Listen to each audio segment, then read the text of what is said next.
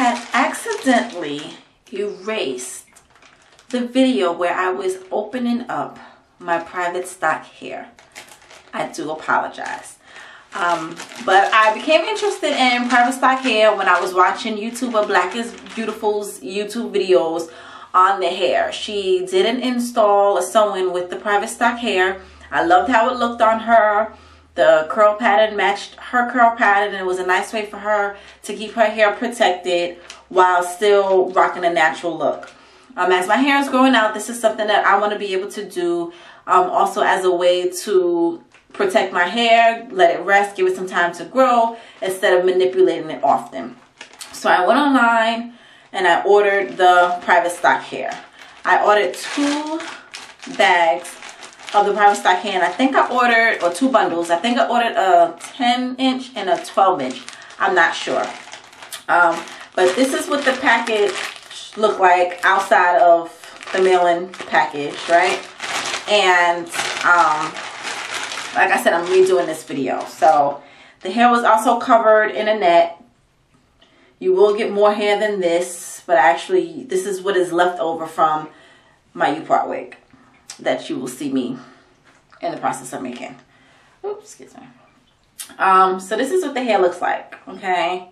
And I think this is, I might have gotten 2 10-inches or a 10 and a 12-inch. I'm not sure. I didn't want the hair to be too long because I wanted it to be kind of not true to my length, but I don't want to go to work Monday looking like this and then come to work on Tuesday with hair all the way down my back. I didn't want that. So wanted something to be natural and something that I can maintain, because I'm still learning about my natural hair, and I also am learning about working with kinky curly hair in general.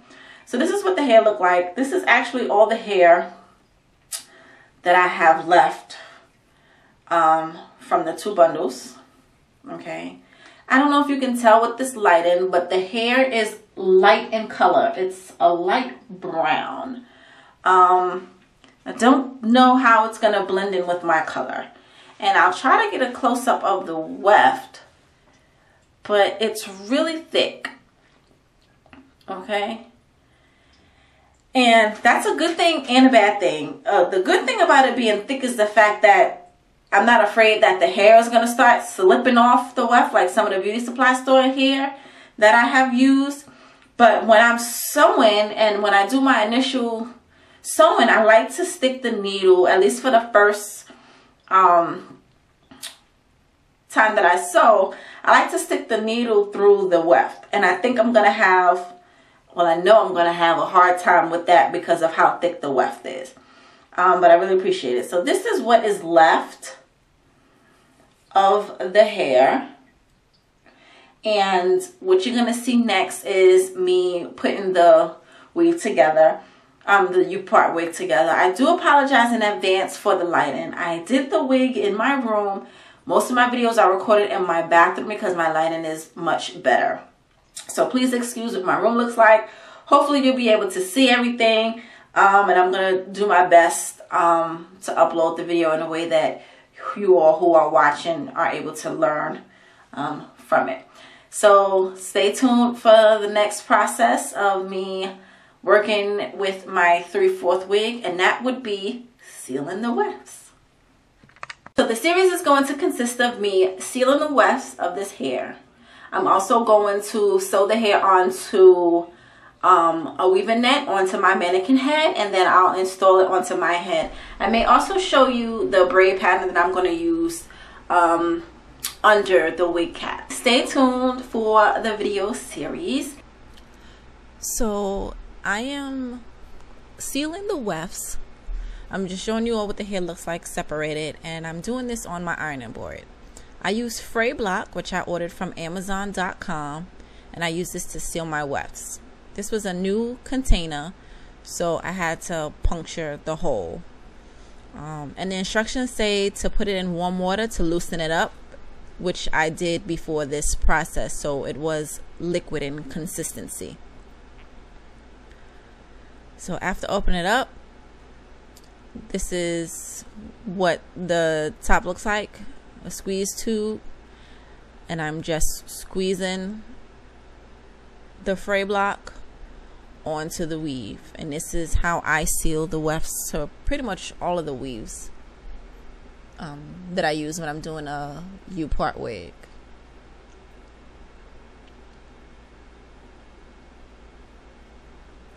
And I just use a little bit at a time. Try to make sure I cover every inch of the weft. And this is to help prevent shedding of the hair. Okay, so I finished sealing the wefts of both tracks of hair. So this is what the hair looks like after separating it and sealing the wefts. The hair is really brown. It's supposed to be a natural color. It doesn't match my natural hair texture at all. So I have to make a decision as to what I'm going to do. Am I going to leave it be, or am I going to color the hair? And I think the hair that I'm going to leave around my U-part where my hair is going to be left out, I'll probably color it. But I'm not sure. But of course I will one way or another let you guys know. So this is my mannequin head. Nothing special. I got this a while ago. I have like 3 or 4 of them. I think I got it from Sally's, but I'm not sure. Maybe, I don't, maybe $5, less than $5. Probably less, because I wouldn't have bought 3 for $5.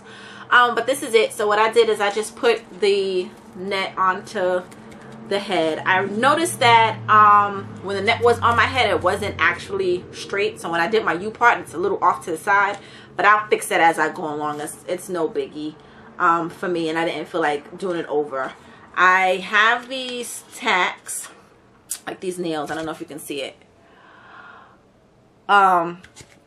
in the mannequin head, and I just tack down the net. So like by the ears, in the back, one at the top, and one in the front. That's so the cap doesn't move as I'm sewing, okay? I'm used to sewing on my bed, watching TV with the mannequin head between my legs and get, you know, and sewing.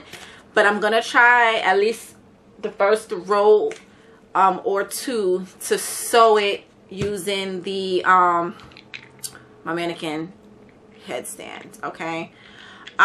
So this will go on the table. The hole in the top of the mannequin head will sit in here, and then I'll be able to. I'll put it here on my ironing board. Can y'all see?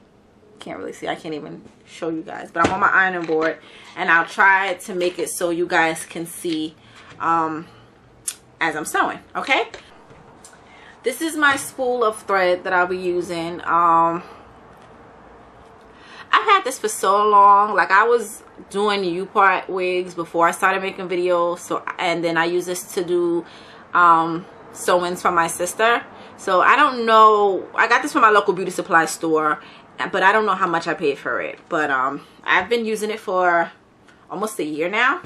And then I have my needles there in here. This is how it comes when you buy one, when I bought it from the beauty supply store.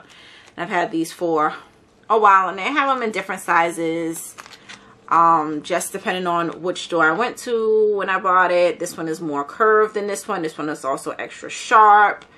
The one that I really like to use is the smaller one. I feel like I can move faster with this, and it has a dull point to it. And then the last one that I have, is really sharp point. So these are the 4. Can you see that? Can I? Ouch, I stuck myself. I can't even show you guys. These are the 4, here it is, needles, okay, that I'll be using, and I'm gonna thread them up. So this is how I usually do it. Can I even get this? Oh, look at that, just for you guys on camera. And I usually pull it maybe about a full arm's length away. So when I can get a good stretch. This is not even, I can go longer. Let me see. But I don't like to do it so long, because when it gets tangled, I have a hard time just sitting there with the patience of trying to get it out. So I'll cut it, and then that's thread wasted. So this is about an arm length and a half of thread that I'm using. my scissors, I'll just cut the end, the 2 pieces meet, and then I do like a double, sometimes a triple knot if I can get the knots to land on each other. So there's one knot. I don't think you guys can see that, but here's one knot, and I'll try to do another knot, and I try to get the knot to land right on top, there it is, of the other one. So there's my knot. Okay, so I'm gonna thread up the rest of my needles and then start the sewing process.